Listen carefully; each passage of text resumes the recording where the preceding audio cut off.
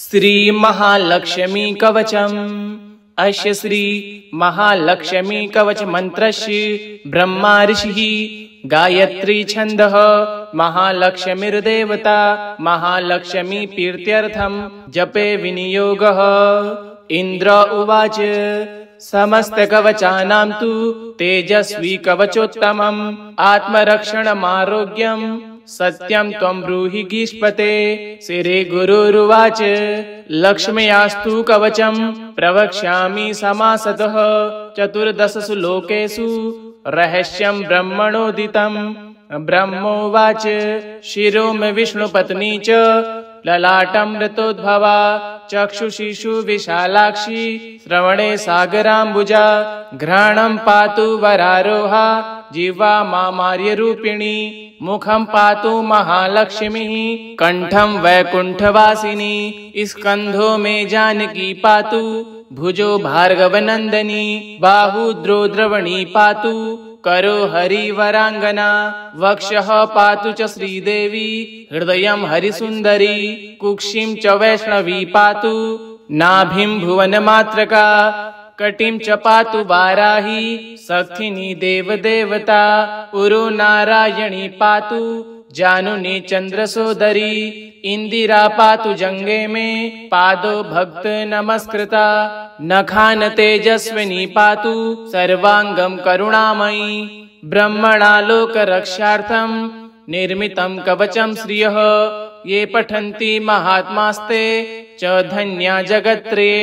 कवचेनावृतांगानां जनानां जयदा सदा मातेव सर्वसुखदा भव त्वममेश्वरी भूयः सिद्धिमवाप्नोति पूर्वोक्तं ब्रह्मणा स्वयं लक्ष्मीर्हरिप्रिया पद्मा एतन्नामन्त्र्यं स्मरन् नामत्रयमिदं जपत्वा स्वयाति परमां श्रियं यः पठेश्च धर्मात्मा सर्वान् कामान् वाप्नुयात्। समस्तकवचानां तु तेजस्वी कवचोत्तमम् आत्मरक्षणमारोग्यम् सत्यं त्वं ब्रूहि गीष्पते। श्रीगुरुरुवाच लक्ष्म्यास्तु कवचं प्रवक्ष्यामि समासतः चतुर्दशसु लोकेषु रहस्यं ब्रह्मणोदितम्। ब्रह्मोवाच शिरो मे विष्णुपत्नी च ललाटं ऋतोद्भवा चक्षुषीषु विशालाक्षी श्रवणे सागराम्बुजा घ्राणं पातु वरारोहा जिह्वा मामार्यरूपिणी मुखं पातु महालक्ष्मीः कंठं वैकुंठवासिनी स्कंधो मे जानकी पातु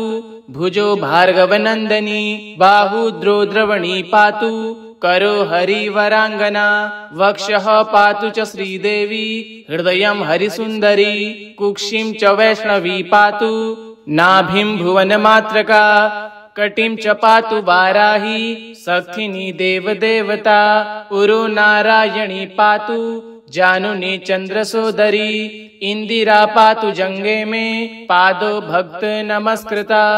नखान तेजस्विनी पातु सर्वांगं करुणामयी ब्रह्मणालोक रक्षार्थं निर्मितं कवचं श्रियः ये पठन्ति महात्मास्ते च धन्या जगत्त्रये कवचेनावृतांगानां जनानां जयदा सदा मातेव सर्वसुखदा भव त्वममेश्वरी भूयः सिद्धिमवाप्नोति पूर्वोक्तं ब्रह्मणा स्वयं लक्ष्मीर्हरिप्रिया पद्मा एतन्नामन्त्र्यं स्मरन् नामत्रयमिदं जपत्वा स्वयाति परमां श्रियं यः पठेश्च धर्मात्मा सर्वान् कामान् वाप्नुयात्। समस्तकवचानां तु तेजस्वी कवचोत्तमम् आत्मरक्षणमारोग्यम् सत्यं त्वं ब्रूहि गीष्पते। श्रीगुरुरुवाच लक्ष्म्यास्तु कवचं प्रवक्ष्यामि समासतः चतुर्दशसु लोकेषु रहस्यं ब्रह्मणोदितम्। ब्रह्मोवाच शिरो मे विष्णुपत्नी च ललाटं ऋतोद्भवा चक्षुषीषु विशालाक्षी श्रवणे सागराम्बुजा घ्राणं पातु वरारोहा जिह्वा मामार्यरूपिणी मुखं पातु महालक्ष्मीः कंठं वैकुंठवासिनी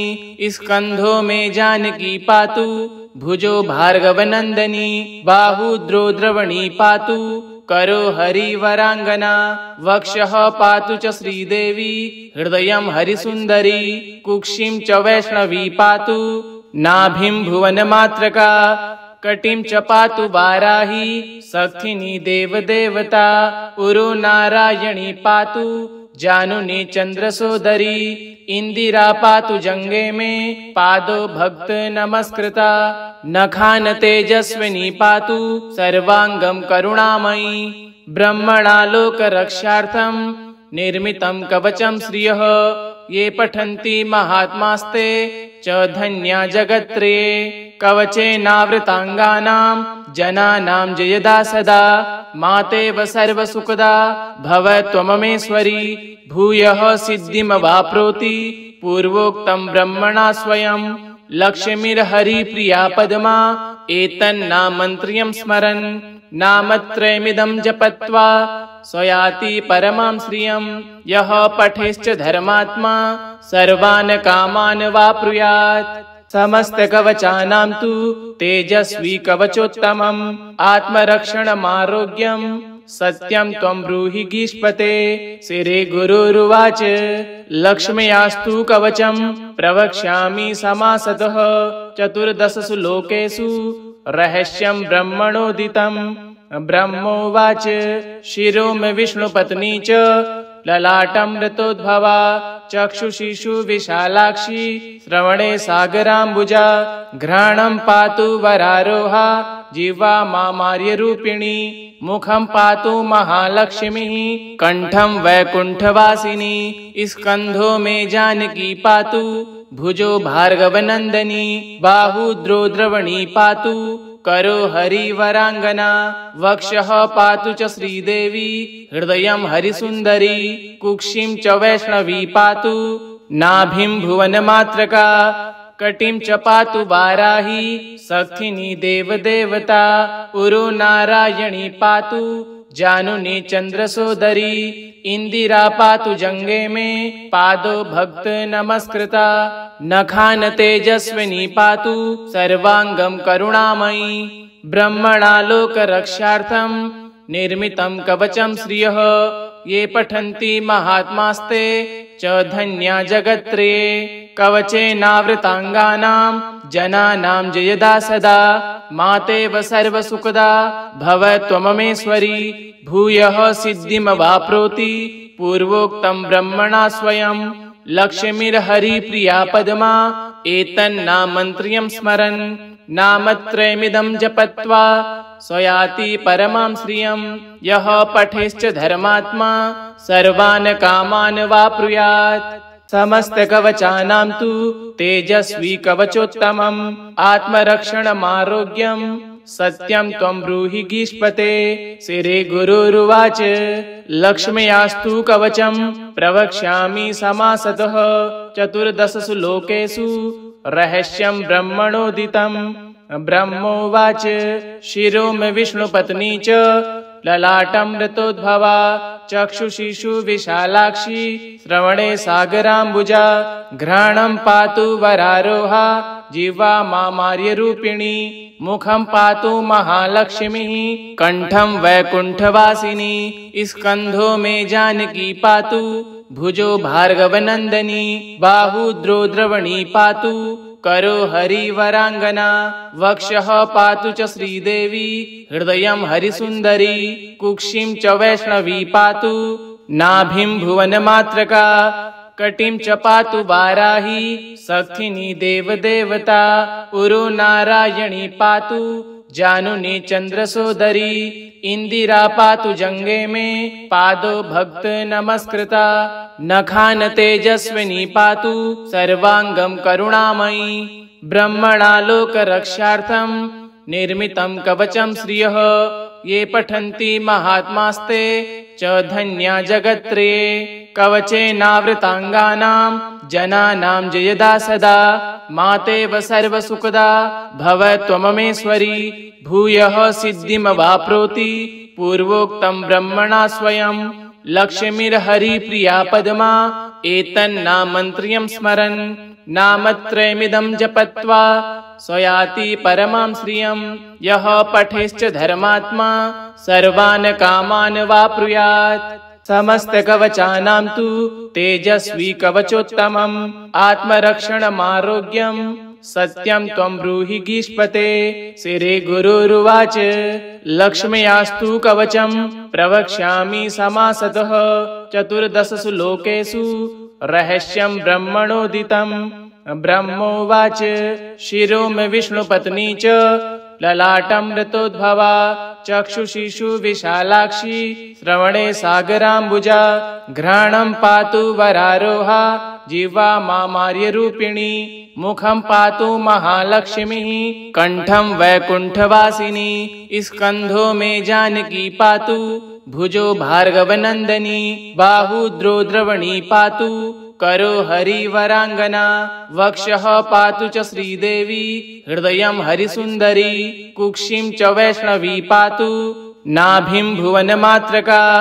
कटिं च पातु वाराही शक्तिनी देवदेवता उरो नारायणी पातु जानुनी चन्द्रसोदरी इंदिरा पातु जंगे में पादो भक्त नमस्कृता नखान तेजस्विनी पातु सर्वांगं करुणामयी ब्रह्मणालोक रक्षार्थं निर्मितं कवचं श्रियः ये पठन्ति महात्मास्ते च धन्या जगत्त्रये कवचेनावृतांगानां जनानां जयदा सदा मातेव सर्वसुखदा भव त्वममेश्वरी भूयः सिद्धिमवाप्नोति पूर्वोक्तं ब्रह्मणा स्वयं लक्ष्मीर्हरिप्रिया पद्मा एतन्नामन्त्र्यं स्मरन् नामत्रयमिदं जपत्वा स्वयाति परमां श्रियं यः पठेश्च धर्मात्मा सर्वान् कामान् वाप्नुयात् समस्तकवचानां तु तेजस्वी कवचोत्तमम् आत्मरक्षणमारोग्यं सत्यं त्वं ब्रूहि गीष्पते। श्री गुरुरुवाच लक्ष्म्यास्तु कवचं प्रवक्ष्यामि समासतः चतुर्दशसु लोकेषु रहस्यं ब्रह्मणोदितम्। ब्रह्मोवाच शिरो मे विष्णुपत्नी च ललाटं मृतोद्भवा चक्षुषीषु विशालाक्षी श्रवणे सागराम्बुजा घ्राणं पातु वरारोहा जिह्वा मामार्यरूपिणी मुखं पातु महालक्ष्मीः कंठं वैकुण्ठवासिनी स्कन्धो मे जानकी पातु भुजो भार्गवनन्दिनी बाहु द्रौद्रवणी पातु करो हरिवरांगना वक्षः पातु च श्रीदेवी हृदयं हरिसुन्दरी कुक्षिं च वैष्णवी पातु नाभिं भुवनमात्रका कटिं च पातु वाराही शक्तिनी देवदेवता उरो नारायणी पातु जानुनी चन्द्रसोदरी इंदिरा पातु जंगे में पादो भक्त नमस्कृता नखान तेजस्विनी पातु सर्वांगं करुणामयी ब्रह्मणालोक रक्षार्थं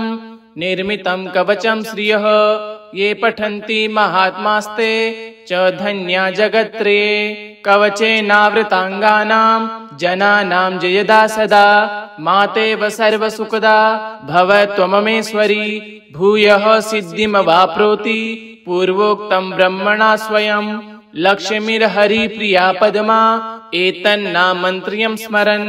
नामत्रयमिदं जपत्वा स्वयाति परमां श्रियं यः पठेश्च धर्मात्मा सर्वान् कामान् वाप्नुयात् समस्तकवचानां तु तेजस्वी कवचोत्तमम् आत्मरक्षणमारोग्यं सत्यं त्वं ब्रूहि गीष्पते। श्री गुरुरुवाच लक्ष्म्यास्तु कवचं प्रवक्ष्यामि समासतः चतुर्दशसु लोकेषु रहस्यं ब्रह्मणोदितम्। ब्रह्मोवाच शिरो मे विष्णुपत्नी च ललाटं मृतोद्भवा चक्षुषीषु विशालाक्षी श्रवणे सागराम्बुजा घ्राणं पातु वरारोहा जिह्वा मामार्यरूपिणी मुखं पातु महालक्ष्मीः कंठं वैकुण्ठवासिनी स्कन्धो मे जानकी पातु भुजो भार्गवनन्दिनी बाहु द्रौद्रवणी पातु करो हरिवरांगना वक्षः पातु च श्रीदेवी हृदयं हरिसुन्दरी कुक्षिं च वैष्णवी पातु नाभिं भुवनमात्रका कटिं च पातु वाराही सक्थिनी देवदेवता उरु नारायणी पातु जानुनी चंद्रसोदरी इंदिरा पातु जंगे में पादो भक्त नमस्कृता नखान तेजस्विनी पातु सर्वांगम करुणामयी ब्रह्मणा लोक रक्षार्थम निर्मितं कवचं श्रियः ये पठन्ति महात्मास्ते च धन्या जगत्त्रये कवचेनावृतांगानां जनानां जयदा सदा मातेव सर्वसुखदा भव त्वममेश्वरी भूयः सिद्धिमवाप्नोति पूर्वोक्तं ब्रह्मणा स्वयं लक्ष्मीर्हरिप्रिया पद्मा एतन्नामन्त्र्यं स्मरन् नामत्रयमिदं जपत्वा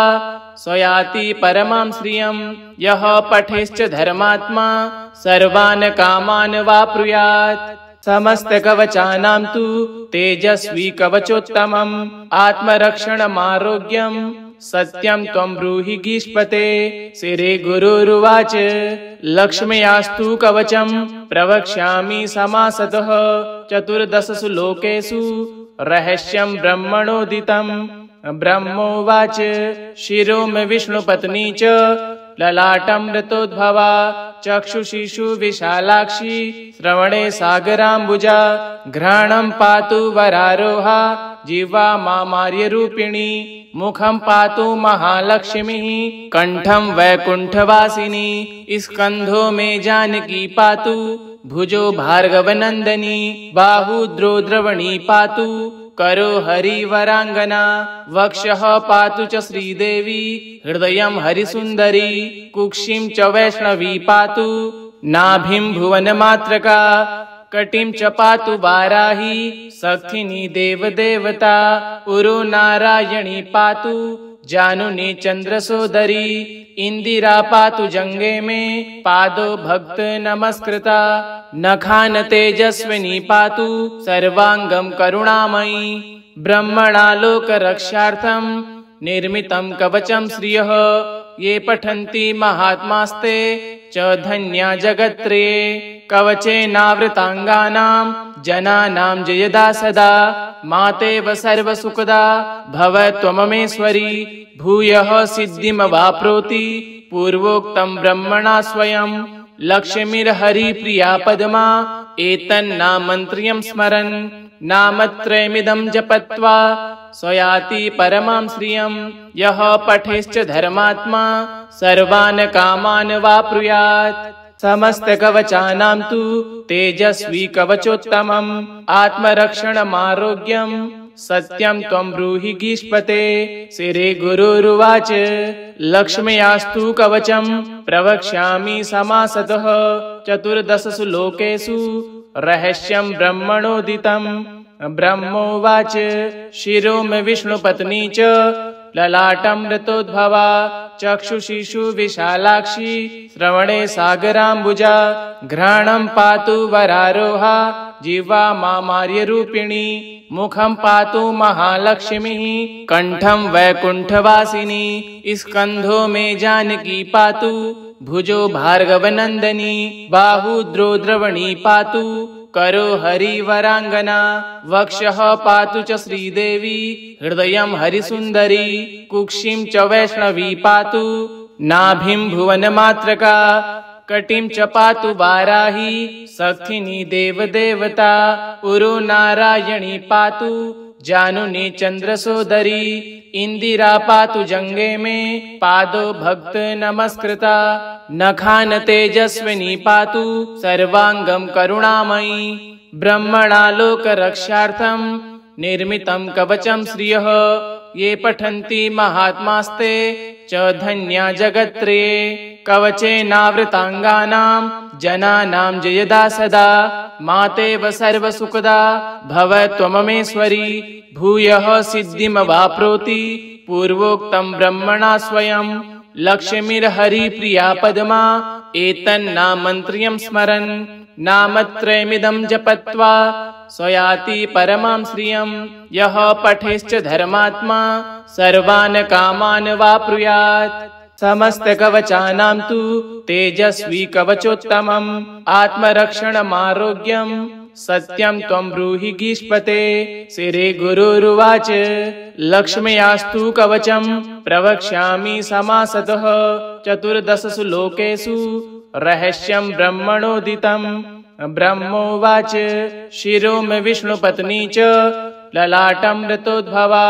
चक्षुषीषु विशालाक्षी श्रवणे सागराम्बुजा। घ्राणं पातु वरारोहा जिह्वा मामार्यरूपिणी। मुखं पातु महालक्ष्मीः कण्ठं वैकुण्ठवासिनी। स्कन्धो मे जानकी पातु भुजो भार्गवनन्दिनी। बाहु द्रौद्रवणी पातु करो हरिवराङ्गना। वक्षः पातु च श्रीदेवी हृदयं हरिसुन्दरी। कुक्षिं च वैष्णवी पातु नाभिं भुवनमात्रका। कटिं च पातु वाराही शक्तिनी देवदेवता। उरो नारायणी पातु जानुनी चन्द्रसोदरी। इंदिरा पातु जंगे में पादो भक्त नमस्कृता। नखान तेजस्विनी पातु सर्वांगं करुणामयी। ब्रह्मणा लोक रक्षार्थं निर्मितं कवचं श्रियः। ये पठन्ति महात्मास्ते च धन्या जगत्त्रये। कवचेनावृतांगानां जनानां जयदा सदा। मातेव सर्वसुखदा भव त्वममेश्वरी। भूयः सिद्धिमवाप्नोति पूर्वोक्तं ब्रह्मणा स्वयं। लक्ष्मीर्हरिप्रिया पद्मा एतन्नामन्त्र्यं स्मरन्। नामत्रयमिदं जपत्वा स्वयाति परमां श्रियं। यः पठेश्च धर्मात्मा सर्वान् कामान् वाप्नुयात्। इति श्री महालक्ष्मी कवचं सम्पूर्णम्।